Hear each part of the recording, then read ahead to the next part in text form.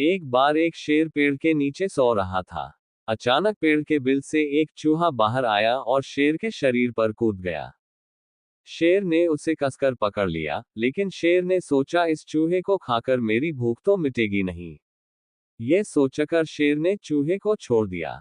चूहा शेर को धन्यवाद देते हुए कहा कि एक दिन वह शेर की मदद करेगा। कुछ दिनों बाद शेर एक शिकारी के जाल में फंस गया। जो जाल शिकारी ने कबूतर पकड़ने के लिए डाला था। शेर ने जाल से बाहर निकालने की बहुत कोशिश की, लेकिन वह निकल ना पाया तो वह दहाड़ता रहा। शेर की आवाज सुनकर चूहा वहां आया और उसने जाल को काटकर शेर को जाल से मुक्त कर दिया।